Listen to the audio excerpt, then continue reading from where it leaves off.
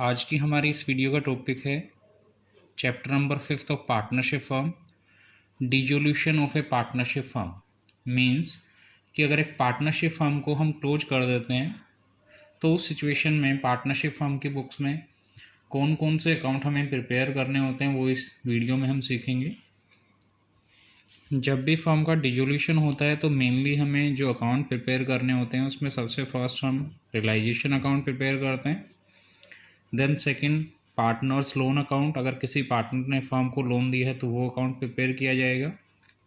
After that partners capital account and at last cash या bank account. ये mainly 4 accounts हमें prepare करने होते हैं at the time of dissolution of A partnership firm.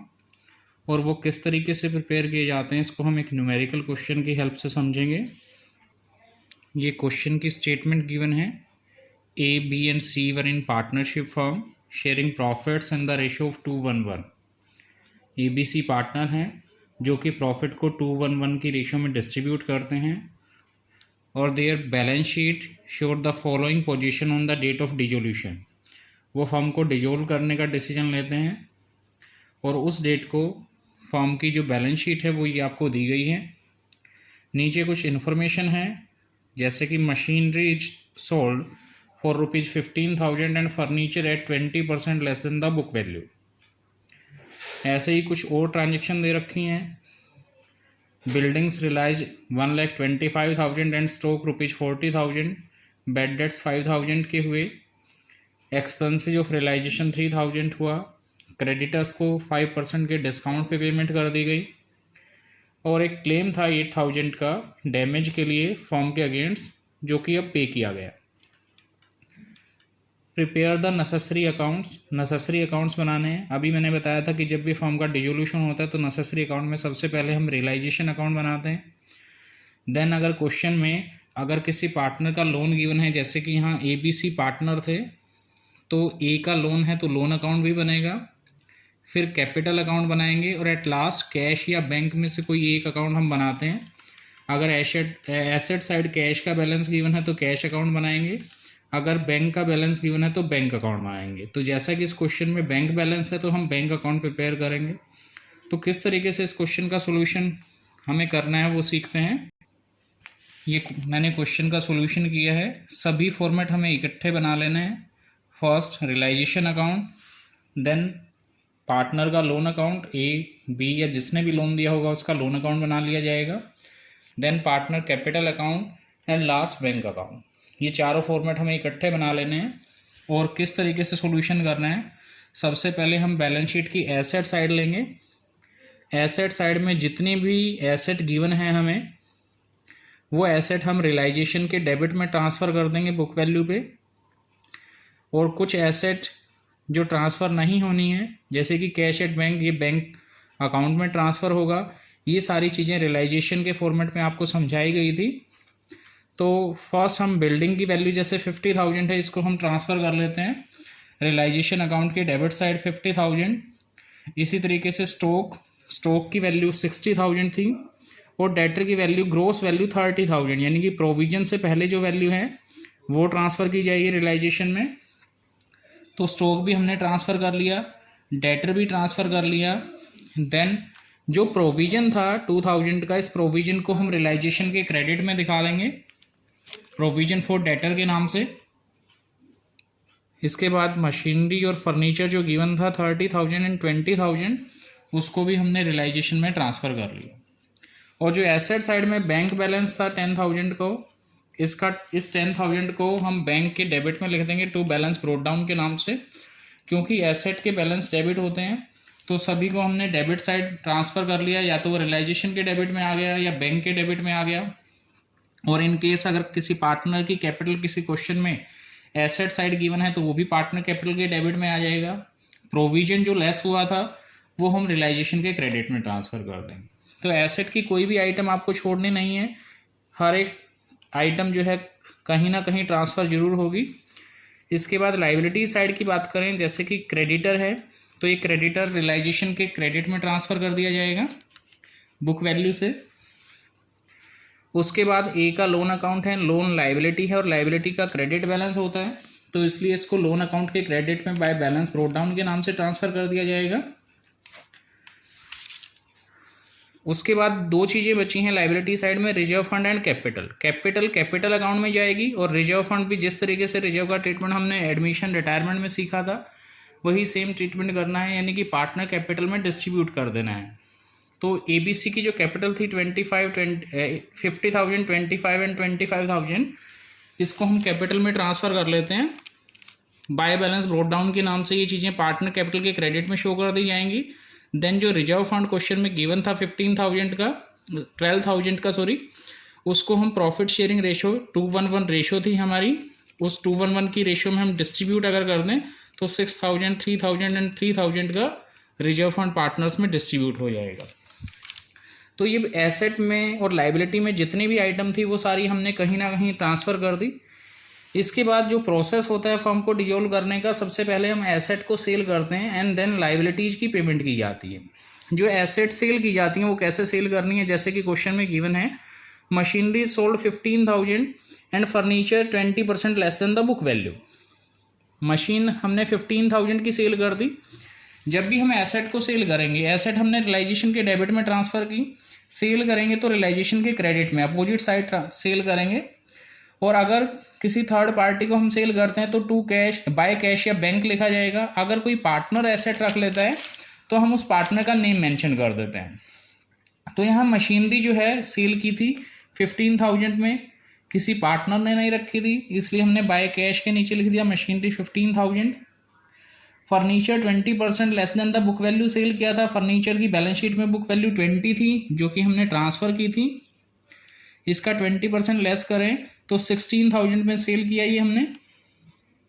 ऐसे ही building से जो अमाउंट रियलाइज हुआ वो 1,25,000 का और स्टॉक से 40 का।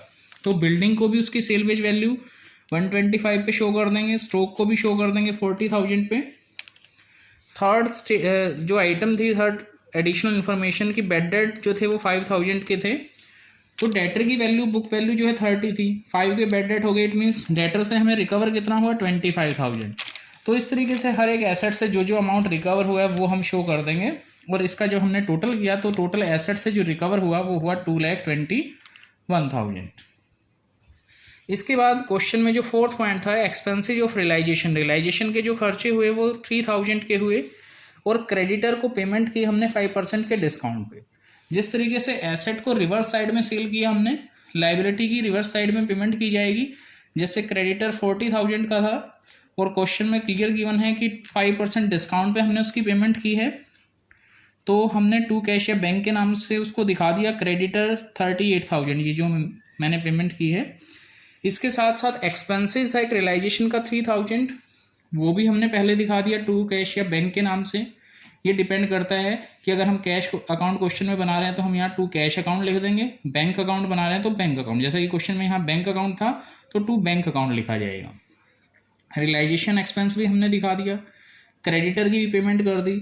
एक लास्ट पॉइंट है कि एक क्लेम था फर्म के अगेंस्ट फॉर द डैमेज 8,000 का, और उसकी पेमेंट अब की जानी है फर्म की तरफ से। तो जब हम किसी क्लेम की पेमेंट करेंगे तो वो भी लाइबिलिटी है, और लाइबिलिटी की पेमेंट अभी बताया रियलाइजेशन के डेबिट में करते हैं, तो 8,000 की वो भी हमने पेमेंट की। तो टोटल पेमेंट की हमने लाइबिलिटी की 46,000। क्वेश्चन की हर एक इंस्ट्रक्शन को हमने फॉलो कर लिया। अब सिंपली क्या करना है, 1 बाय 1 अकाउंट हमें क्लोज करने हैं। जैसे रियलाइजेशन अकाउंट को क्लोज करेंगे जब, तो उससे पहले हमें चेक करना है कि क्या हमने सभी लाइबिलिटीज़ की पेमेंट कर दी है। जैसे कि लाइबिलिटीज़ में एक ही आइटम थी क्रेडिटर, और उसकी पेमेंट हम कर चुके हैं।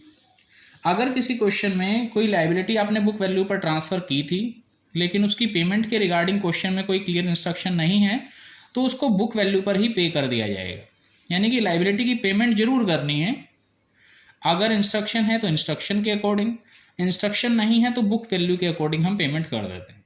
लेकिन एसेट के केस में क्या होगा, एसेट के केस में वही एसेट जो है आपको अमाउंट देकर जाएगी, या उसी एसेट से अमाउंट रिकवर होगा जिसके बारे में क्वेश्चन में क्लियर इंस्ट्रक्शन होंगी।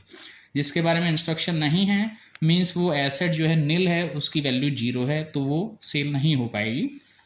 तो एट लास्ट जब हम इसका टोटल करेंगे तो क्रेडिट का टोटल 2,63,000 आ रहा है, डेबिट का टोटल कम आ रहा है, तो डिफरेंस जो आएगा वो 24 का आएगा, जिसको हम 2:1 की रेशियो में डिस्ट्रीब्यूट कर देंगे और ये जो अमाउंट आया इसको पार्टनर कैपिटल अकाउंट में ट्रांसफ़र कर दिया जाएगा। तो ये अमाउंट जो है मैं पार्टनर कैपिटल में ट्रांसफ़र करके ले आया, रियलाइजेशन प्रॉफिट जो था।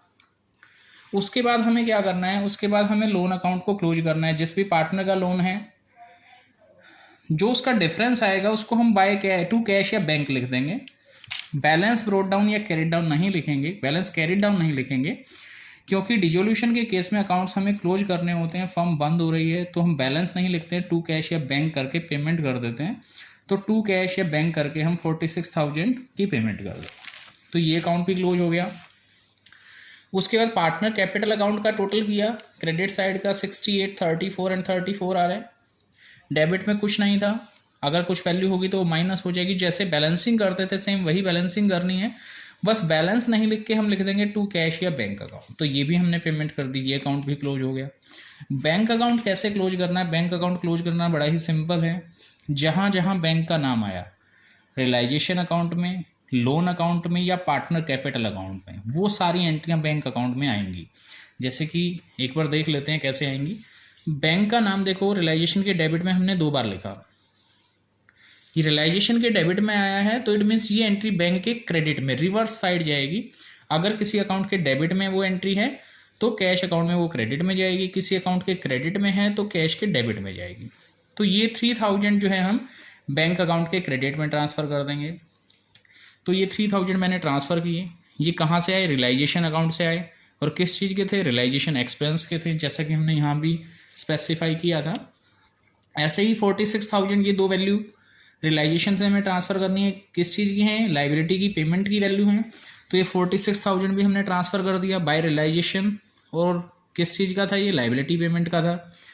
ऐसे ही रियलाइजेशन में क्रेडिट में लिखा था हमने बाय कैश या बैंक, जो कि टोटल 2,24,021 से क्रेडिट हुआ था, मीन्स रियलाइजेशन क्रेडिट को और कैश डेबिट। तो कैश के डेबिट में चला जाएगा टू रियलाइजेशन, एसेट सोल्ड 2,21,000। तो रियलाइजेशन की जितनी भी कैश की ट्रांजैक्शन थी वो हमने ट्रांसफ़र कर दी। अब लोन अकाउंट में डेबिट में आया था कैश, तो कैश अकाउंट के क्रेडिट में जाएगा 46 बाय ए लोन अकाउंट, ये हमने ट्रांसफ़र कर दिया। ऐसे ही फिर देन हमने पार्टनर का कैपिटल अकाउंट क्लोज किया था। डेबिट में टू कैश लिखा था हमने, मीन्स पार्टनर डेबिट हुए थे, तो कैश अकाउंट क्रेडिट हुआ होगा या बैंक अकाउंट क्रेडिट हुआ होगा। तो 1 by 1 हम इसको क्रेडिट कर देते हैं पार्टनर के नेम से, by A capital, by B capital, by C capital. Particular partner के नेम से अमाउंट लिखे जाएंगे, सीधा टोटल अमाउंट नहीं लिख देना है कि बाय पार्टनर कैपिटल। जैसे कि ए का बैलेंस 68 था तो हम लिखेंगे by A capital 68, by B capital 34 and by C capital 34। जब हम कैश की सारी ट्रांजेक्शन को ट्रांसफ़र कर लेंगे तो एट लास्ट हम बैंक या कैश अकाउंट का टोटल कर देंगे और उसकी बोथ साइड हमारी इक्वल आ जाएंगी। अगर इक्वल नहीं आती हैं तो मीन्स हमने क्वेश्चन में कोई ना कोई मिस्टेक की है, और इक्वल आ जाती हैं तो हमारी फर्म जो है वो डिजोल्व हो जाती है एक तरह से, और हमारा क्वेश्चन यहीं पर ख़त्म हो जाता है।